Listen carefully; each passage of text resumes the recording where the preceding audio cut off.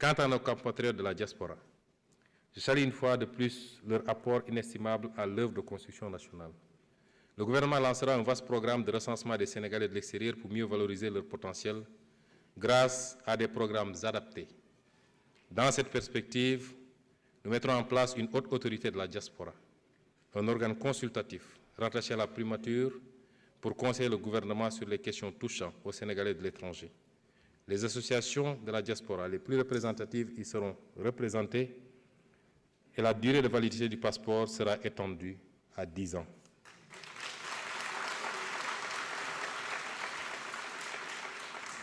Le gouvernement nommera des magistrats de liaison dans certains postes au-delà de l'entrée judiciaire. Le magistrat de liaison prodiguera des conseils juridiques aux compatriotes tout en les aidant dans les procédures judiciaires. En outre, nous entendons créer les conditions de mise en place d'une banque de la diaspora.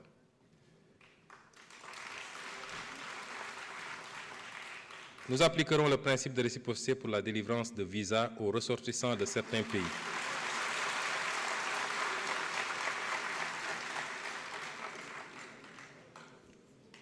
Nous appliquerons le principe de réciprocité pour la délivrance de visas aux ressortissants de certains pays qui l'exigent à nos ressortissants.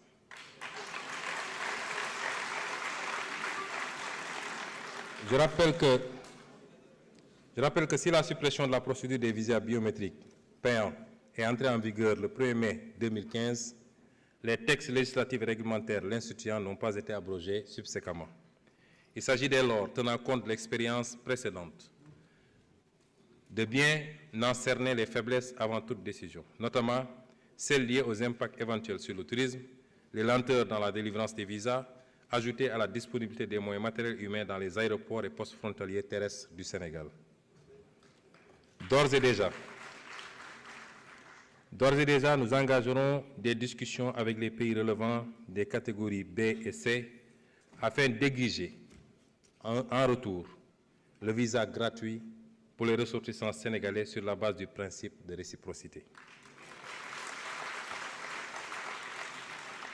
Nous ouvrirons également des discussions avec les pays dont les procédures de traitement des demandes de visa pour les ressortissants sénégalais portent préjudice à nos compatriotes, pour mieux comprendre les procédures d'accès aux plateformes de prise de rendez-vous, la tarification des frais exigibles pour le traitement des demandes, les procédures de vérification d'authentification,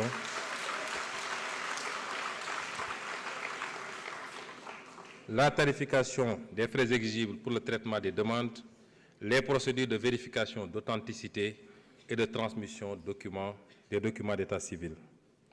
Enfin, le gouvernement apportera une solution idoine à l'immigration clandestine.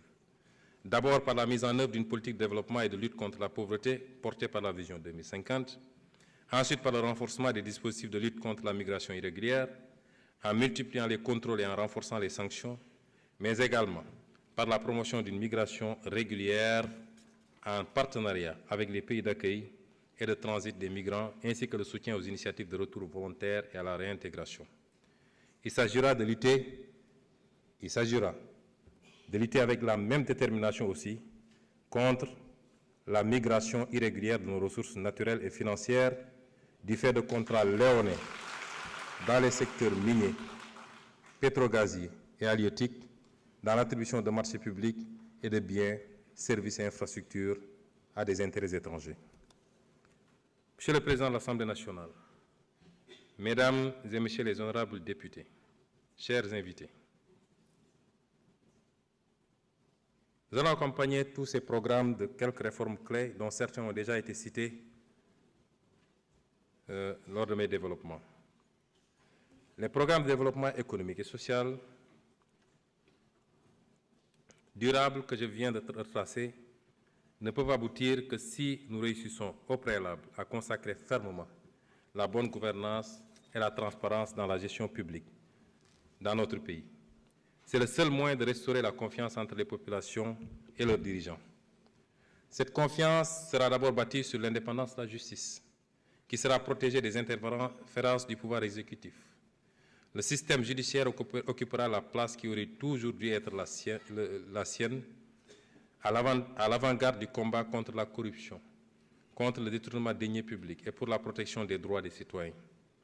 Nous nous appuierons sur les conclusions consensuelles tirées des assises de la justice pour engager très bientôt les réformes à apporter à notre système judiciaire.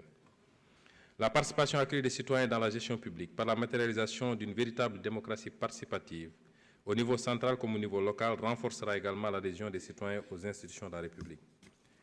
Une loi d'accès à l'information publique conférera aux citoyens le droit d'exiger toute information publique aux représentants de l'État sous certaines conditions et toutes les administrations avec autonomie de gestion, notamment les agences publiques, devront publier annuellement un rapport de bilan de gestion accessible au grand public.